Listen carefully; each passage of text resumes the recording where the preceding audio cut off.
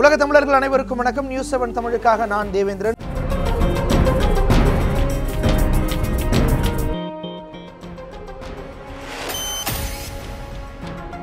சென்னை அருகே 71 கோடி ரூபாய் மதிப்பிலான போதைப் பொருட்களை மத்திய வருவாய் புலனாய்வு அதிகாரிகள் பறிமுதல் செய்தனர். சென்னையை அடுத்த செங்குன்றத்தில் உள்ள தனியார் கிடங்கு ஒன்றில் போதைப் பொருட்கள் பதுக்கி வைக்கப்பட்டுள்ளதாக மத்திய வருவாய் புலனாய்வு அதிகாரிகளுக்கு ரகசிய தகவல் கிடைத்தது. இதனையடுத்து தனியார் கிடங்கில் வருவாய் புலனாய்வு அதிகாரிகள் அதிரடி சோதனை நடத்தினர். அப்போது அங்கு ஹெராயின், சூடோபெட்ரின், மெத்தாபெண்டமைன் போன்ற தடை செய்யப்பட்ட போதைப் பொருட்கள் பதுக்கி வைத்திருப்பது தெரிய வந்தது. போதைப் பொருட்களை பறிமுதல் செய்த அதிகாரிகள் இது தொடர்பாக மலேசியாவைச் சேர்ந்த ஒவர் உட்பட 10 பேரை கைது செய்தனர். அவர்களிடம் நடத்தப்பட்ட முதல்கட்ட விசாரணையில் சோப்பு பவுடர் உள்ளிட்ட ரசாயன பொருட்கள் தயாரிப்பதற்காக இந்த போதைப் பொருட்கள் எடுத்து வந்ததாக தெரிய வந்துள்ளது.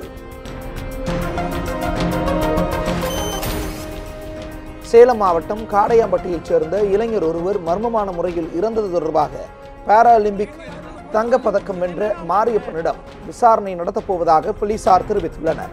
காடையாம்பட்டியைச் சேர்ந்த இளைஞர் சதீஷ்குமாரின் இருசக்கர வாகனம் மாரியப்பனின் கார் மீது மோதியதாக கூறப்படுகிறது. இதனையடுத்து மாரியப்பனும் அவரது நண்பர்களான சபரி மற்றும் யுவராஜ் ஆகியோர் சதீஷ்குமாரின் வீட்டிற்கு சென்று மிரட்டியதாக சதீஷ்குமாரின் குடும்பத்தினர் குற்றம் சாட்டினர். இந்த நிலையில் சதீஷ்குமார் கடந்த 4ஆம் தேதி டேனிஷ்பேட்டை ரயில்வே தண்டவாளத்தின் அருகே மர்மமான முறையில் இறந்து கிடந்தார். சதீஷ்குமாரின் மரணத்துக்கு மாரியப்பனும் அவரது நண்பர்களுமே காரணம் என அவரது குடும்பத்தினர் தகவல் தெரிவித்தனர். இதனையடுத்து இந்த புகாரின் பேரில் மாரியப்பன் உள்ளிட்ட 3 உரிய விசாரணை நடத்தப்போவதாக தீவட்டிப்பட்டி போலீசார் தெரிவித்துள்ளனர். பொதுப்பணித்துறை குறித்து ஆய்வுக் கூட்டம் முதல்வர் எடப்பாடி பழனிசாமி தலைமையில் சென்னை தலைமைச் செயலகத்தில் நடைபெற்றது.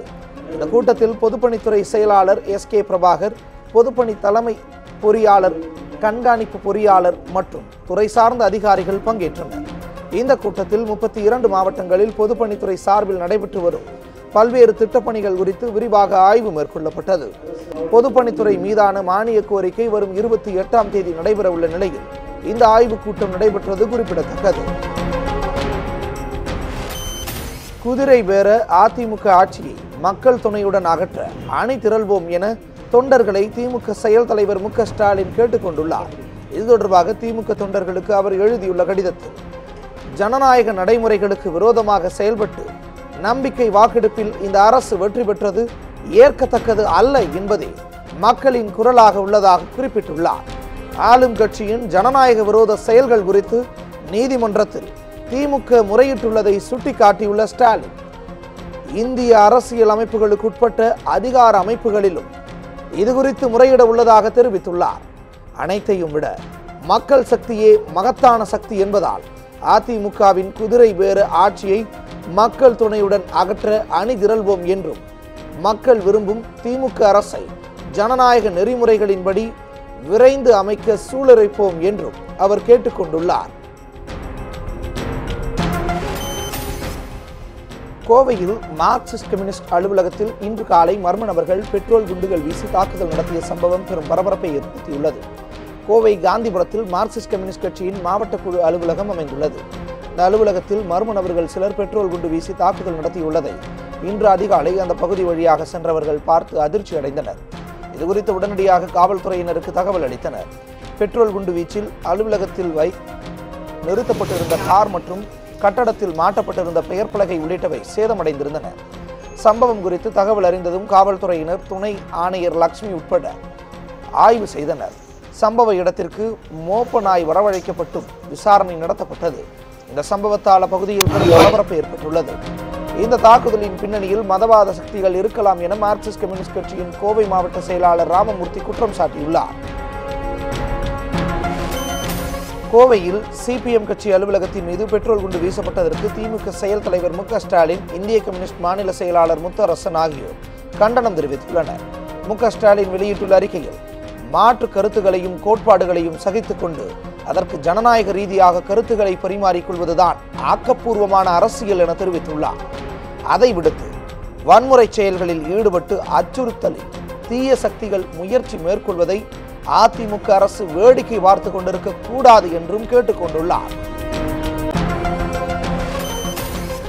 இந்திய கம்யூனிஸ்ட் கட்சியின் மாநில செயலாளர் முத்தரசன் விடுத்துள்ள அறிக்கையில், பசு காவலர்கள், மதக்காவலர்கள் என்ற பெயர்களில் செயல்படும் வன்முறை கும்பல்களுக்கு ஆதரவு காட்டும் நரேந்திர மோடி அரசின் கொள்கைகளே இதுபோன்ற வன் செயல்கள் அதிகரிக்க காரணம் என குற்றம் சாட்டியுள்ளார். இந்த குற்றச்சம்பவத்தில் ஈடுபட்டவர்கள் மீது தமிழ்நாடு அரசு உறுதியான நடவடிக்கை எடுக்க வேண்டும் என்று கேட்டுக்கொண்டுள்ள அவர், இதுபோன்ற வன் செயல்களுக்கு எதிராக மதசார்பற்ற சக்திகள் ஒன்றுபட்டு போராட வேண்டும் என்றும் கேட்டுக்கொண்டுள்ளார்.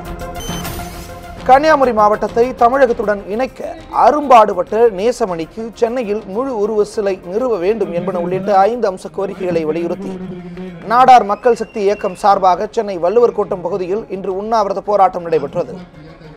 சமூக நீதி அடிப்படையில் தமிழக அமைச்சரவையில் நாடார் சமூகத்துக்கு உரிய பிரதிநிதித்துவம் வழங்கப்பட வேண்டும், தாமிரபரணி, கருமேனியாறு, நம்பியாறு நதிகள் இணைப்பு திட்டத்தை உடனடியாக நிறைவேற்ற வேண்டும் என்பன உள்ளிட்ட கோரிக்கைகளை உண்ணாவிரதத்தில் பங்கேற்றவர்கள் வலியுறுத்தினர். ராக்கெட் ராஜா மீது அரசியல் சாதிய காழ்ப்புணர்ச்சியோடு பொய் வழக்கு பதிவு செய்து என்கவுண்டர் அச்சுறுத்தல்கள் ஏற்படுத்துவதாகவும் அதில் பங்கேற்றவர்கள் குற்றம் சாட்டினர். இன்றைய தினம் நடைபெறுகின்ற இந்த உண்ணாவிரத போராட்டம் நெல்லை, தூத்துக்குடி மாவட்டங்களில் நாடார் இளைஞர்கள் காவல்துறையினால் கொடுமையாக தண்டிக்கப்படுகின்ற ஒரு சூழ்நிலையை கண்டித்தும், இன்றைய தினத்தில் நாடார் மக்கள் சக்தியினுடைய தலைவராகின்ற ராக்கெட் ராஜா அவர்கள் என்கவுண்டர் என்று நெல்லை மாவட்ட காவல்துறை அறிவித்ததை கண்டித்து இன்றைக்கு உண்ணாவிரத போராட்டம் நடைபெறுகிறது. குறிப்பாக நெல்லை, தூத்துக்குடி மாவட்டங்களில் ஒரு காலத்தில் நாங்குநேரி டைட்டில் பார்க்கு வர வேண்டும் என்று அன்றைய ஜாதி கலவரங்களை ஒடுப்பதற்கு ஒரு கமிஷன் அமைத்தார்கள். அந்த கமிஷன் அன்றைக்கு அறிக்கை கொடுத்தது. அதற்கு பின்னால் அங்கே தொழிற்சாலைகள் கிடையாது. ஆனால் இன்றைக்கு அங்கே இருக்கின்ற மணல் தொழிற்சாலை கூட இன்றைக்கு மூடப்பட்டிருக்கிறது. இந்த தொழிற்சாலைகள் கூட திறக்கப்படாமல் இருப்பதால் அங்கே இருக்கின்ற இளைஞர்கள் வேலைவாய்ப்பை இழந்து கொண்டு இருக்கிறார்கள். அந்த வேலைவாய்ப்பை இழப்பதால் இன்றைக்கு குறிப்பாக தென் தமிழகத்தில் ஜாதி மோதல்கள் இந்த வேலைவாய்ப்பை இழக்கின்ற இளைஞர்களால் நடத்தப்பட்டு கொண்டு இருக்கிறது என்பது காவல்துறைக்கு நன்றாக தெரியும்.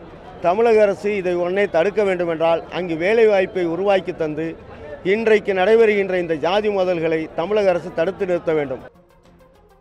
எவ்வளவு சதவிகிதம் இருக்கிறார்களோ அதை பொறுத்து தான் அங்கே சட்டமன்ற உறுப்பினர் பெரும்பாலும் கட்சி ரீதியாக தேர்ந்தெடுக்கப்படுகிறார்கள். எனவே நாடார்களின் எண்ணிக்கையானது குறைத்து வேண்டுமென்றே கணக்கீடு செய்யப்படுகிறது.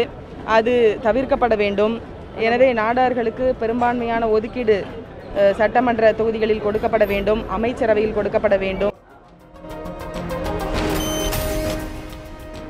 நாடார் மக்கள் சக்தி இயக்கத்தின் மாநில ஒருங்கிணைப்பாளர் ஹரி நாடார் தலைமையில் நடைபெற்று வரும் இந்த உண்ணாவிரதத்தில் தமிழக நாடார் சங்க தலைவர் முத்து ரமேஷ், அகில இந்திய நாடார் சமுதாய பேரவை மாநில தலைவர் கப்பல் ராஜா, சண்டை பயிற்சியாளர் ஜாக்குவார் தங்கம் உள்ளிட்டோர் கலந்து கொண்டுள்ளனர்.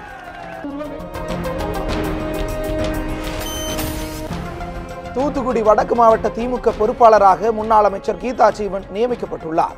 அக்கட்சியின் பொதுச் செயலாளர் அன்பழகன் வெளியிட்டுள்ள அறிக்கையில், தூத்துக்குடி வடக்கு மாவட்ட திமுக செயலாளராக இருந்த என் பெரியசாமி காலமானதை அடுத்து அம்மாவட்ட பொறுப்பாளராக அவரது மகள் கீதா ஜீவன் நியமிக்கப்படுவதாக தெரிவிக்கப்பட்டுள்ளது. தூத்துக்குடி தெற்கு மாவட்ட திமுக பொறுப்பாளராக இருந்த சுப்பிரமணி அப்பொறுப்பிலிருந்து விலகியதால் அந்த பொறுப்புக்கு முன்னாள் அமைச்சர் அனிதா ராதாகிருஷ்ணன் நியமிக்கப்படுவதாகவும் திமுக அறிவித்துள்ளது.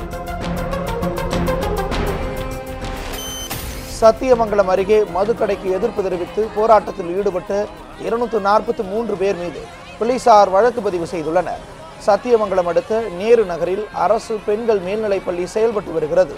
இந்த பள்ளியை அடுத்த பேருந்து நிறுத்தம் அருகே புதிதாக டாஸ்மாக் கடை திறக்கப்பட்டுள்ளதற்கு பொதுமக்கள் எதிர்ப்பு தெரிவித்துள்ளனர். மேலும் 2 மதுக்கடைகள் அப்பகுதியில் திறக்கப்படுவதாக கூறப்பட்டுள்ளது. இதனால் பள்ளி மாணவர்கள், பெண்கள் பாதிப்படைவார்கள் என கூறி நேரு நகர் பகுதியைச் சேர்ந்த 300க்கும் மேற்பட்டோர் சத்தியமங்கலம் கோபிசெட்டிபாளையம் சாலையில் மறியல் போராட்டத்தில் ஈடுபட்டனர். இந்த நிலையில் போராட்டத்தில் ஈடுபட்ட 130 பெண்கள் உட்பட 243 பேர் மீது போலீசார் வழக்கு பதிவு செய்துள்ளனர். துணைநிலை ஆளுநர் தமது எல்லைக்குட்பட்டு செயல்பட வேண்டும் என்று புதுச்சேரி முதல்வர் நாராயணசாமி தெரிவித்துள்ளார். சென்னை விமான நிலையத்தில் செய்தியாளர்களிடம் பேசிய நாராயணசாமி, புதுச்சேரி விமான நிலையம், பயிர் காப்பீடு திட்டம், துறைமுகம் உள்ளிட்ட பல்வேறு திட்டங்களுக்கு மத்திய அரசு முட்டுக்கட்டை போட்டு வருவதாக குற்றம் சாட்டினார்.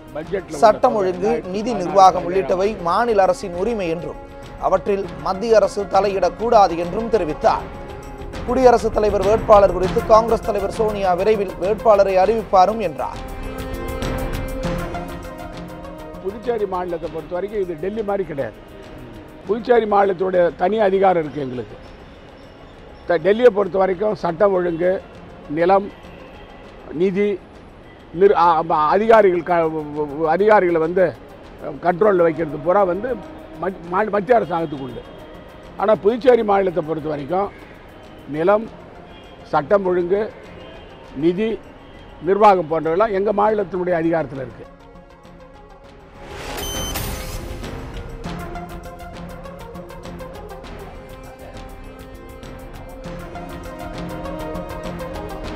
வெப்பசலனம் காரணமாக அடுத்த 24 மணி நேரத்தில் தென் தமிழகத்தில் பரவலாக மழை பெய்யும் என சென்னை வானிலை ஆய்வு மையம் தெரிவித்துள்ளது. வட தமிழகத்தில் ஒரு சில பகுதிகளில் மழைக்கு வாய்ப்பு இருப்பதாகவும் அது கூறியுள்ளது. சென்னையை பொறுத்தவரை வானம் மேகமூட்டமாக காணப்படும் என்றும் மாலை அல்லது இரவு நேரங்களில் லேசான மழை பெய்யக்கூடும் என்றும் வானிலை ஆய்வு மையம் குறிப்பிட்டுள்ளது. கடந்த 24 மணி நேரத்தில் அதிகபட்சமாக திருப்புவனத்தில் 8 சென்டிமீட்டர் மழையும், சிவகங்கையில் 4 சென்டிமீட்டர் மழையும், சிதம்பரத்தில் 3 சென்டிமீட்டர் மழையும் பதிவாகியுள்ளதாக வானிலை ஆய்வு மையம் குறிப்பிட்டுள்ளது.